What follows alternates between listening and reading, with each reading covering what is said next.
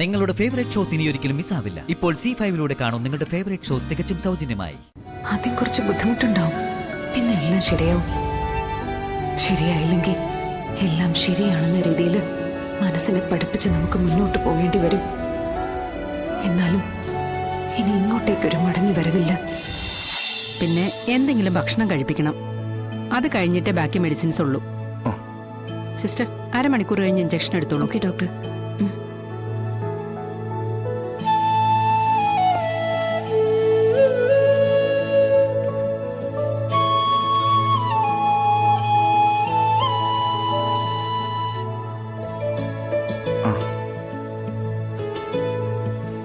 ഉണർന്ന ആദ്യം തിരയുന്നത് സത്യമായിരിക്കും. അമ്മയുടെ പ്രകൃതം കണ്ടതല്ലേ, അവരെ കൂട്ടിക്കൊണ്ടുവന്ന എന്താ ഉണ്ടാവുന്നൊന്നും പറയാൻ പറ്റില്ല. വിഷ്ണുവേട്ടാ, പപ്പിയുടെ അവസ്ഥ കണ്ടിട്ട് അത് നോക്കണ്ടെന്നേ ഞാൻ പറയൂ.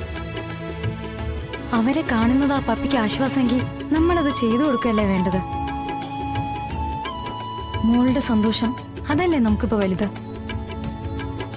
പപ്പിയുടെ ഏറ്റവും അടുത്ത കൂട്ടുകാരി, അങ്ങനെ ഒരു പരിഗണന കൊടുത്താൽ മതി സത്യക്ക്.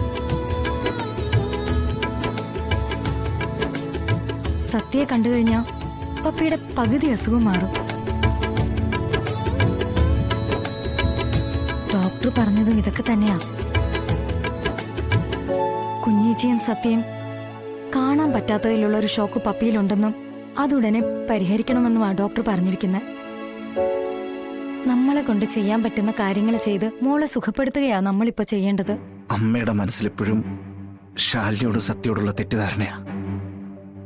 അവരാണ് പപ്പിക്ക് ഇങ്ങനെയൊക്കെ അപകടങ്ങൾ ഉണ്ടാക്കുന്നതെന്ന് പറയുന്നത്. ഇനി ഹോസ്പിറ്റലിൽ വെച്ചിട്ടൊരു വഴക്കുണ്ടാക്കണ്ടെന്ന് വെച്ചിട്ടാ. നോക്കട്ടെ, ആലോചിച്ചിട്ട് എന്താന്ന് വെച്ചാൽ ചെയ്യാം.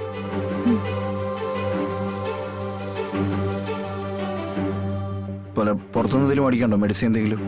ഇല്ല, ഞാൻ ഇവിടെ തന്നെ ഉണ്ടാവും. രോഹിത് ആരെങ്കിലും വന്നിട്ട് ഞാൻ പോകുന്നുള്ളൂ. ആ വിഷ്ണുവേട്ടാ, അല്പം കഴിയുമ്പോ പപ്പി എഴുന്നേക്കും. ഇതാ മരുന്നിന്റെ ക്ഷീണത്തിൽ കിടക്കുന്നതാ.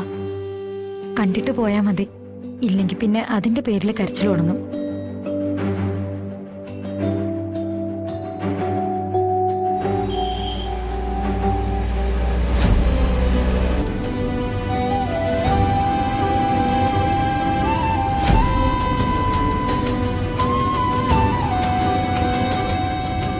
ഞാൻ വിളിച്ചിട്ട് വിഷ്ണുവും ഫോൺ എടുക്കുന്നില്ലല്ലോ ഈശ്വര.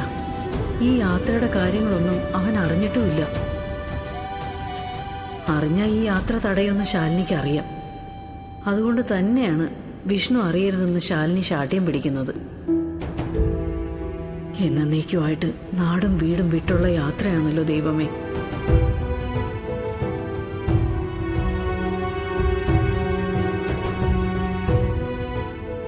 സത്യം മാത്രം എത്ര സന്തോഷത്തോടെ ഇരിക്കുന്നു. പക്ഷെ അവള് വിചാരിച്ചിരിക്കുന്നത് ടൂറ് പോകുകയാണെന്നല്ലേ.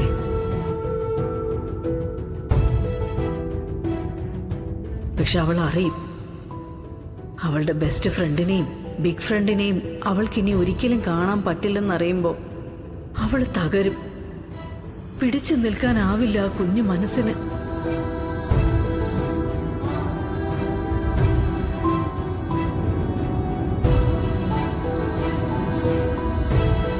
വിഷ്ണുട്ടാ, പറയാതെ പോകുന്നതിന് മാപ്പ്. അറിയിച്ച വിടില്ലെന്നറിയാം. സത്യമ്മയ്ക്ക് മുന്നിൽ നമ്മൾ എന്നും ഇങ്ങനെ രണ്ട് ധ്രുവങ്ങളിൽ കഴിയേണ്ടവരാ.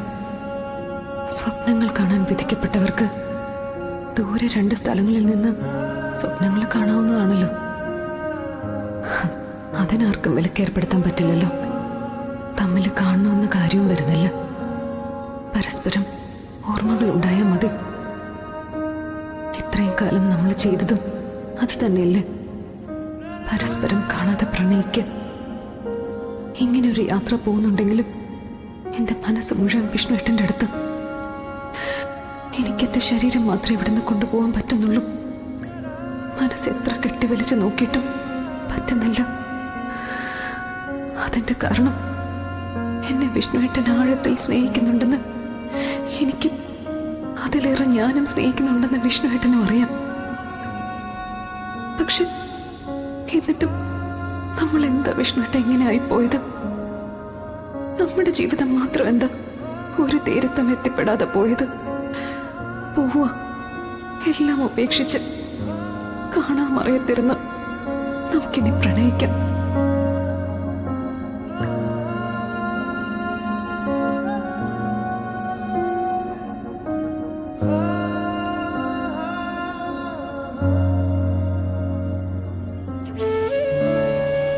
പാവം ടൂറ് കഴിഞ്ഞ് തിരിച്ച് നാട്ടിലേക്ക് പോകുന്ന പ്രതീക്ഷയിലാ സത്യം ഇരിക്കുന്നത്.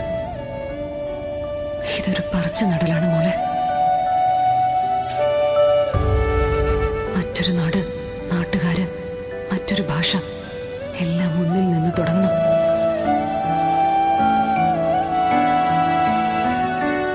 പുതിയ ജീവിത രീതി, പുതിയ കൂട്ടുകാരൻ. ആദ്യം കുറച്ച് ബുദ്ധിമുട്ടുണ്ടാവും, പിന്നെ എല്ലാം ശരിയാവും. ശരിയായില്ലെങ്കിൽ എല്ലാം ശരിയാണെന്ന രീതിയിൽ മനസ്സിനെ പഠിപ്പിച്ച് നമുക്ക് മുന്നോട്ട് പോകേണ്ടി വരും. എന്നാലും ഇനി ഇങ്ങോട്ടേക്കൊരു മടങ്ങി വരവില്ല. അമ്മേ, എന്റെ ഫോൺ തന്നെ. ഞാനേ ടൂറിന് പോകുന്ന കാര്യം പപ്പിയോടൊന്ന് വിളിച്ച് പറയട്ടെ. ഒന്ന് താ അമ്മേ, എന്റെ ബിഗ് ഫ്രണ്ടിനോടെങ്കിലും ഞാൻ ഒന്ന് പറയട്ടെ. തിരിച്ചു വരുമ്പോ പപ്പിക്ക് എന്തൊക്കെയാ വാങ്ങിച്ചുകൊണ്ട് വരണ്ടെന്നെങ്കിലും എനിക്ക് ചോദിക്കണ്ടേ? നീ ഇപ്പൊ ഒരാളെയും വിളിക്കുകയും വേണ്ട, പറയുകയും വേണ്ട. നമ്മൾ പോയിട്ട് വന്നിട്ട് അറിഞ്ഞാ മതി. മോളെ, വിഷ്ണുമോനോടെങ്കിലും ഒന്ന് പറയണ്ടേ? അല്ല, സത്യമോളുടെ സങ്കടം കണ്ടുകൊണ്ട് പറഞ്ഞതാ. സങ്കടം എല്ലാവർക്കും ഉണ്ടമ്മേ. ഇനി ആ സങ്കടത്തിന്റെ പിന്നാലെ പോകാൻ നമുക്ക് സമയമില്ല. ഇത്രയും നാളും മനസ്സിൽ കൊണ്ടു നടന്നതും പോയതും എല്ലാം ആ സങ്കടത്തിന്റെ പിന്നാലെ തന്നെയല്ലേ. എന്നിട്ട് എന്താ ഉണ്ടായത്?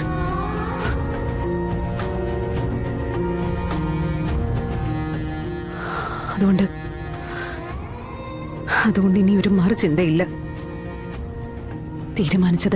തീരുമാനിച്ചതുപോലെ തന്നെ നടക്കും.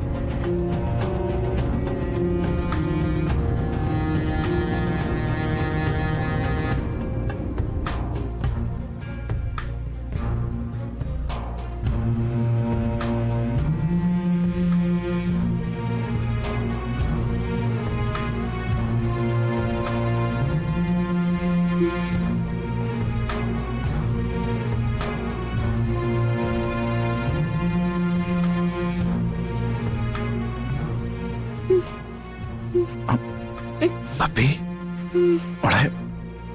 വിഷ്ണു ഡൗൺലോഡ് ചെയ്യൂ C5 ആപ്പ്. കാണൂ എല്ലാ എപ്പിസോഡുകളും സൗജന്യമായി.